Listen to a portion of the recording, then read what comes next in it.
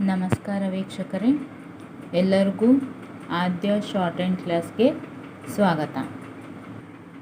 Last ಕ್ಲಾಸಲ್ಲಿ introduction of short and ಮತ್ತು consonants ಅಂದರೆ ಏನು, ಅದರ ಟೈಪ್ಸ್ ಆಫ್ ಕಾನ್ಸನೆಂಟ್ಸ್ನ ನೋಡಿದ್ವಿ ಅಲ್ವಾ. ಸೊ ಕ್ಲಾಸಿಫಿಕೇಷನ್ ಆಫ್ ಕಾನ್ಸನೆಂಟ್ಸ್ ನೋಡಿದ್ವಿ. ಇವತ್ತಿನ ಕ್ಲಾಸ್ನಲ್ಲಿ ಸ್ಟ್ರೋಕ್ಸ್ನ ಯಾವ ರೀತಿ ಬರೆಯೋದು ಮತ್ತು ಯಾವ ರೀತಿ ಜಾಯಿನ್ ಮಾಡೋದನ್ನು ಅಂತ ತಿಳ್ಕೊಳ್ಳೋಣ. So all the strokes are of equal length, namely 1/3 of an inch. Last Kannada short ಹ್ಯಾಂಡಲ್ಲಿ ವ್ಯಂಜನಾಕ್ಷರಗಳಲ್ಲಿ ನೋಡಿದ್ದೀರಾ. ಎಲ್ಲ ರೇಖಾಕ್ಷರಗಳನ್ನು ಎಷ್ಟು 4 ಮಿಲಿಮೀಟರ್ನಷ್ಟು ಬರಿಬೇಕು ಅಂತ ಹೇಳಿದಾರೋ, ಅದೇ ರೀತಿ ಇಂಗ್ಲೀಷಲ್ಲಿ ಕನ್ನಡದಲ್ಲಿ ಹೇಗೆ ರೇಖಾಕ್ಷರಗಳು ಅಂತ ಕರೀತಾರೋ ಅದೇ ರೀತಿ ಇಂಗ್ಲೀಷಲ್ಲಿ ಸ್ಟ್ರೋಕ್ಸ್ ಅಂತ ಕರೀತಾರೆ. ಈ ಸ್ಟ್ರೋಕ್ಸ್ದು 1/3 ಆಫ್ ಆ್ಯನ್ ಇಂಚ್ ಅಂದರೆ 1/3 ಫಾರ್ಮಲ್ಲೇ ಇರಬೇಕು. For example P, B, T, D, J. So ಇವೆಲ್ಲ ಏನಿದೆ ಅಲ್ಲ, ಈ ಸ್ಟ್ರೋಕ್ಸ್ನ ಲೆಂತ್ 1/3 ಆಫ್ ಇರಬೇಕು. 1/3 ಆಫ್ ಆ್ಯನ್ ಇಂಚ್ 1/3 ಫಾರ್ಮಲ್ಲೇ ಇರಬೇಕು. ಎಲ್ಲ ಸ್ಟ್ರೋಕ್ಸು ಅದೇ 1/3 ಫಾರ್ಮಲ್ಲೇ ಇರಬೇಕು. ಮತ್ತು ಎಲ್ಲ ಸ್ಟ್ರೋಕ್ಸು ಏನು ಈಕ್ವಲ್ ಆಗೇ ಇರಬೇಕು, ಒಂದು ದೊಡ್ಡದು ಒಂದು ಸಣ್ಣದಾಗಿ ಇರಬಾರ್ದು. ನೆಕ್ಸ್ಟ್ ಪಾಯಿಂಟ್ ಏನು ಹೇಳ್ತಿದ್ದಾರಪ್ಪ ಅಂತಂದರೆ, all the thick strokes should be written in 1 impression. ಅಂದರೆ for example all the thick strokes ಯಾವಪ್ಪ ಅಂತಂದರೆ B, T, J, ಓಕೆ, ಆಮೇಲೆ G. ಸೊ B, T, D, J,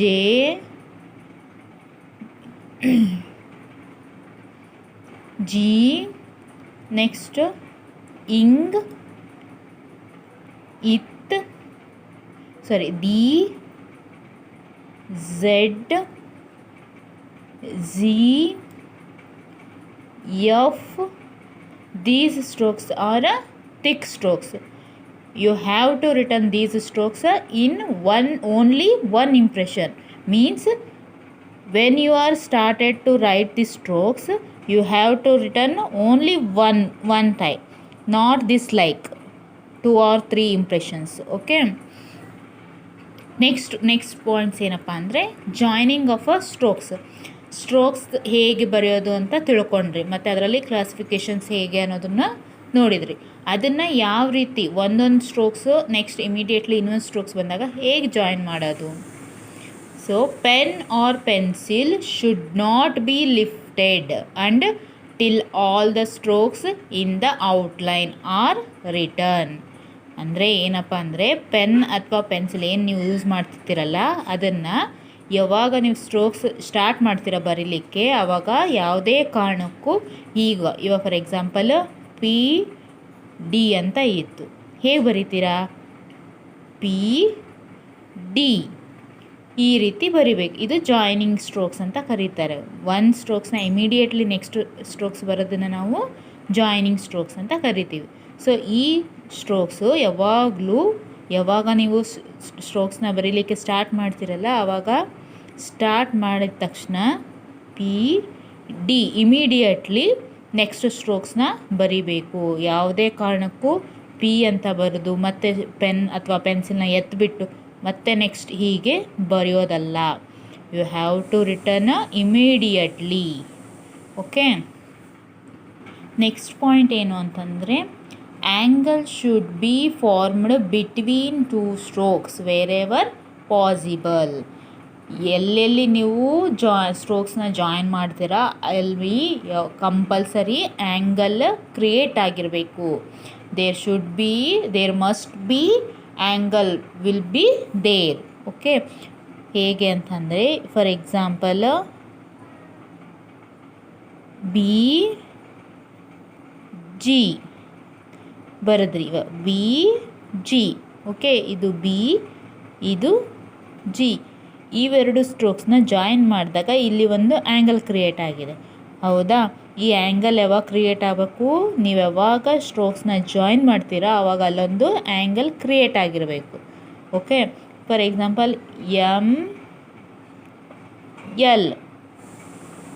so ಇಲ್ಲೂ ಆ್ಯಂಗಲ್ ಕ್ರಿಯೇಟ್ ಆಗಿದೆ. ಸೊ ಈ ರೀತಿ ನೀವು ಸ್ಟ್ರೋಕ್ಸ್ನ ಜಾಯಿನ್ ಮಾಡಬೇಕಾದ್ರೆ ಆ್ಯಂಗಲ್ ಕ್ರಿಯೇಟ್ ಆಗಿರಬೇಕು. This is another point. Next one point, position of the wave of writing should not be changed. ಅಂದರೆ ಇವಾಗ ಸ್ಟ್ರೋಕ್ಸ್ನ ಬರೀಲಿಕ್ಕೆ ಅದರದ್ದೇ ಆದಂಥ ಪೊಸಿಷನ್ಸ್ ಕೊಟ್ಟಿದ್ದಾರೆ. ಫಾರ್ ಎಕ್ಸಾಂಪಲ್ ನಾವು ಪಿನ ಡೌನ್ ಸ್ಟ್ರೋಕಲ್ಲೇ ಬರೀಬೇಕು. ಓಕೆ, ಎಮ್ನ ನಾವು ಹಾರಿಜಾಂಟಲ್ ಸ್ಟ್ರೋಕಲ್ಲೇ ಬರೀಬೇಕು. ಎಲ್ನ ನಾವು ಅಪ್ವರ್ಡ್ ಸ್ಟ್ರೋಕ್ಸಲ್ಲೇ ಬರೀಬೇಕು. ಈ ಸ್ಟ್ರೋಕ್ಸನ್ನು ನಮಗೆ ಹೇಗೆ ಪೊಸಿಷನ್ ಅವ್ರು ಬರೀಲಿಕ್ಕೆ ಕೊಟ್ಟಿದ್ದಾರೋ ಅದೇ ಪೊಸಿಷನಲ್ಲೇ ಬರೀಬೇಕು. ಸಪೋಸ್ ಪಿನ ನಾವು ಡೌನ್ ಸ್ಟ್ರೋಕ್ಸ್ ಇರೋದು ಪಿ, ಅದನ್ನು ನಾವು ಹೀಗೆ ಬರಿತೀವಿ ಅಂದರೆ ಅದು wrong.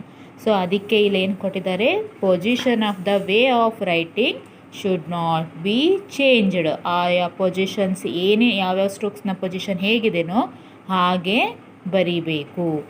Next one, if A word being with A horizontal strokes and is immediately followed by a down strokes, the horizontal strokes should be written above the line. ಅಂದರೆ ಇವಾಗ first ಒಂದು ಹಾರಿಜಾಂಟಲ್ ಸ್ಟ್ರೋಕ್ಸ್ ಯಾವ್ಯಾವು, M, N, ing. These are what horizontal strokes. If the horizontal strokes comes immediately followed by another strokes. ಇವಾಗ M ಅನ್ನೋದು horizontal strokes. ಈ horizontal strokes ಬಂದು next immediately R ಅನ್ನೋದು downward stroke. So ಆ downward strokes ಬಂತಪ್ಪ ಅಂತಂದರೆ ಆವಾಗ ಈ ಹಾರಿಜಾಂಟಲ್ ಸ್ಟ್ರೋಕ್ಸನ್ನ ನಾವು ಮೇಲ್ಗಡೆ ಬರಿಬೇಕು. ಓಕೆ, ಈ ರೀತಿ ಬರಿಬೇಕು. ಓಕೆ, ಅದೇ ರೀತಿ ಎಮ್ ಬಿ ಅಥವಾ M T, N T. Okay, ಈ ರೀತಿ ನಾವು ಹಾರಿಜಾಂಟಲ್ ಸ್ಟ್ರೋಕ್ಸ್ ಬಂದು ಇಮಿಡಿಯೇಟ್ಲಿ ಡೌನ್ ಸ್ಟ್ರೋಕ್ಸ್ ಬಂದ್ವು ಅಂತಂದರೆ ನಾವು ಏನು ಮಾಡಬೇಕು, ಹಾರಿಜಾಂಟಲ್ ಸ್ಟ್ರೋಕ್ಸ್ನ ಅಪ್ವರ್ಡ್ ಫಾರ್ಮಲ್ಲಿ ಅಂದರೆ ಅಬೋ ದ ಲೈನ್, ಇದು ಅಬೋ ದ ಲೈನಲ್ಲಿ ಬರೀಬೇಕು. ನೆಕ್ಸ್ಟ್ ಕ್ಲಾಸಲ್ಲಿ ಯಾವ್ಯಾವ್ದು ಲೈನು ಹೇಗೆ ಸ್ಟ್ರೋಕ್ಸ್ನ ಬರೀಬೇಕು, ಯಾವ್ಯಾವ ರೀತಿ ಪ್ರಾಕ್ಟೀಸ್ ಮಾಡೋದನ್ನಂತ ತಿಳ್ಕೊಳ್ಳೋಣ. ಅಲ್ಲಿವರೆಗೂ ಯಾರ್ಯಾರು ನನ್ನ ಚಾನಲ್ನ ನೋಡ್ತಿದ್ದೀರಲ್ಲ, ಪ್ಲೀಸ್ ಸಬ್ಸ್ಕ್ರೈಬ್ ಮಾಡಿರಿ. ಇಷ್ಟ ಆದರೆ ಲೈಕ್ ಮಾಡಿ ಮತ್ತು ಶೇರ್ ಮಾಡಿ. Thank you.